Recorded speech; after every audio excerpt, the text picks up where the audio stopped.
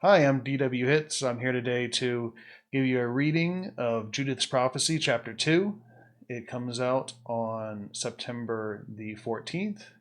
Judith's Prophecy is the start of a trilogy, the first three books of the Big Sky Terror series.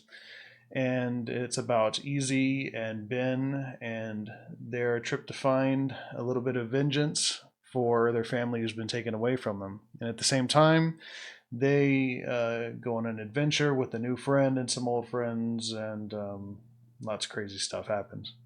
So, we're going to start on chapter 2. And if you do like this video, please like and subscribe, and that way you'll get other updates when I put out other content. So, with no further ado, Chapter 2. In Montana time, the prisoner transport was a quick trip. The white pickup traveled 30 minutes through a few back roads and 15 through a few miles of wooded switchbacks until the pair of hunters were greeted by a staged, boulder-strewn campsite. Firewood had been stacked to the right, and a log pyramid stood ready to burn in the fire ring. Chains hung swaying in the breeze, secured to a century-old ponderosa pine. Easy reversed the pickup until it was 3 feet from the chain-bearing tree. "You want the fire or the vamp?" "The fire," Ben said, "obviously." "Okay. Try not to burn the forest down, all right?" The duo exited the vehicle, regrouping at its rear. Easy raised the topper's door and dropped the tailgate. The prisoner stirred and moaned. His steel bag rattled as his head rocked. "Yeah," Ben said, scowling and pinching his nose. "I'll take the fire." He unhooked a bungee, loosened a 3-gallon gas can, and carried it off to the fire ring. "So, you're with me then." Easy grabbed the beast's foot and dragged it until it tumbled free from the lifted pickup. He studied the vampire's clotted and recovering forearms. He looked at the hanging chains, which ended in wrist shackles. Well, that's not going to work. A gust of warm wind and a flash of orange and yellow light repelled the dark, chilly night. Easy glanced at the roaring fire, embracing the smell and chuckling. "Give me a hand over here." "I thought you were doing the bloodsucker." "He's got no hands." Easy's forehead wrinkled. He pushed the beast against the ponderosa. "Give me some help securing him." "Really?" Ben whined, joining Easy at the tree. "It's your fault he has no hands, you know." "Just hold him while I wrap these chains." Ben pushed the beast against the tree, turning his head away from its putrid smell. Easy circled the iron around the vampire's arms and looped back, locking each side's shackle into the other. He let the beast hang free and yanked away the steel mesh bag. The vampire shook its head, effusing a layered odor of death and decay into the air. The demon occupied the body of a half-balding man with a slender face and a narrow frame. In life, the poor soul likely had a pleasant, welcoming countenance. As a host to the demon, and decomposing from malnourishment, the thing's face hung from its bones in sour aggression. It opened its eyes and stared at Easy, licking its lips. Its fangs had retracted, allowing it to appear calm until it erupted. "Get me the fuck down." "Whoa, pretty boy," Ben said. "You got him now?" "Yeah," Easy agreed, snapping his belt knife strap. Ben retreated to the fire and his tablet and headphones. "Fuck you," the beast screamed. "Let me out of this." Easy raised his knife, polishing it against his shirt. "I'll split you in two and drain you," cried the beast. It lunged toward Easy, slamming its body into the extent of its bonds. It thrashed back and squirmed with a thud and rattle. "I'll keep your heart pumping. Your sweet red blood will flow into my throat until I want you to die, unless you let me out. Release me now, cocksucker, and I may let you live." "It's not happening." "You want everlasting life?" the monster said calmly. "No pain or death? I can let you live forever." "Save it, sweet talker." Easy opened the rear passenger door of the pickup and returned, unscrewing the top from a tall thermos. He drove his blade inside the container and pulled it out. It dripped crisp, clear, holy water. Easy looked into the tall thermos, asking, "Where can I find Boss Man?" "You pathetic piece of shit. Gamma will feast on your entrails just for asking about him." Easy nodded. "Gamma. So the name I've heard is true." He set the thermos on the tailgate and approached the vampire. Pointing the blade at its face, Easy moved in slowly. The beast pulled away, shrinking as far as its restraints would allow. The chains clattered against the tree as it stretched. Its body quivered as it inhaled through wet, garbled breaths. The knife stopped, its tiff hovering a breath away from the monster's cheek. "Where's Gamel?" The vampire groaned louder but didn't speak.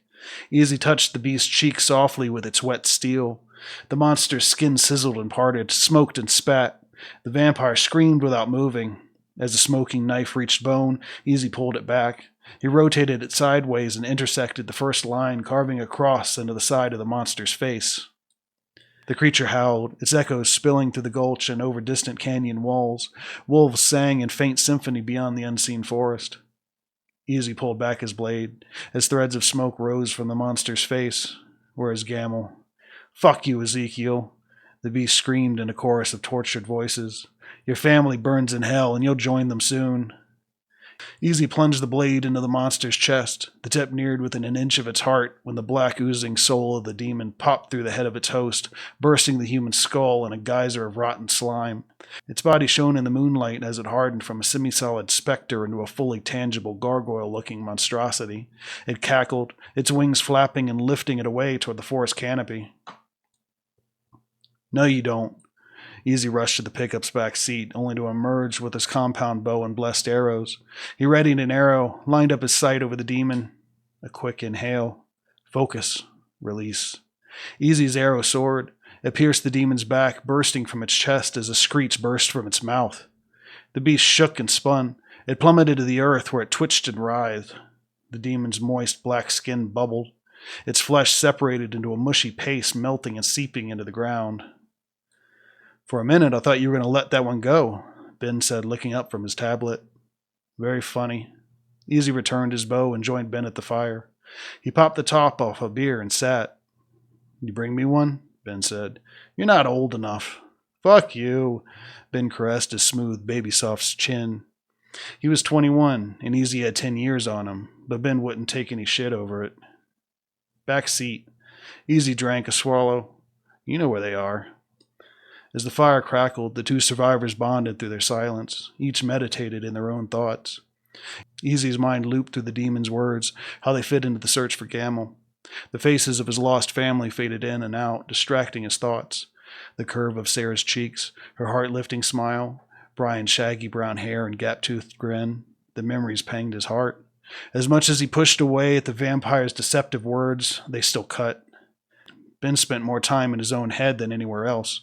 Over the last 3 years, it was rare for him to open up about anything to Easy without it passing through a sarcastic slur. One beer later, Easy grew restless. It was time to get back to the job. "Come on," Easy said. "Let's get the dirty work over and we can head home." Ben flattened the fire and evened out the smoldering ash. He added 10 fresh, dry logs on top, arranging them like the base of a log raft. He met Easy at the corpse and helped him lower it to the ground. Together they tugged the lifeless remains to the ring and laid it on the log bed. As flame poked through the gaps between logs, Ben tossed an extra splash of gasoline onto the corpse for good measure. Fire ravaged the flesh, consuming it. Skin burned and peeled off like paper. Heat dug into crevices and ate widening tunnels into the body. "I hate that smell," Ben said, covering his face from the odor of charred bloodsucker. "You and me both, brother." Easy nodded and popped off another cap. Vampire bodies burned differently than humans. It was all the wear and tear on the vessel as far as Easy could tell. When a vampire demon found a home inside a human corpse, it drained the body dry and spoiled the insides into black remnants of organs. Once the possession ended and the curse no longer kept the meat fresh, they rotted in minutes. Even the well-fed, looks-like-a-human vampires, as soon as the demon was gone, the host body fell apart immediately. An hour and 3 douses of gasoline later, only bones remained of the once-haunted vessel. Easy shoveled the contents of the fire ring into a wheelbarrow and lowered them into an unmarked grave away from the campsite. "I don't know who you were, buddy," Easy said as he filled the hole, "but now hopefully you can rest."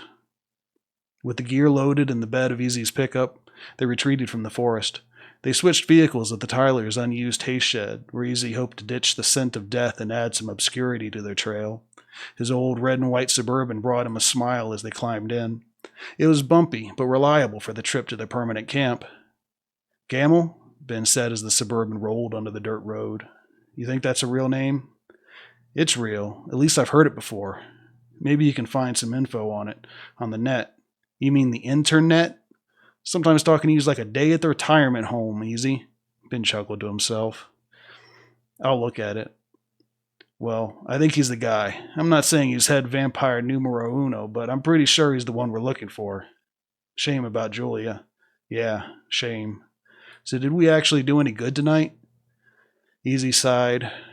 I don't know. I mean, there's 2 less bloodsuckers in the world, and we stopped Julia from turning, if they let her.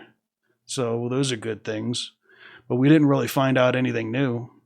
Gamel? I heard that name, but sure, we confirmed it, I guess. So, Ben's head wobbled as he tried to make sense of it. Some good, some blah, and some beer.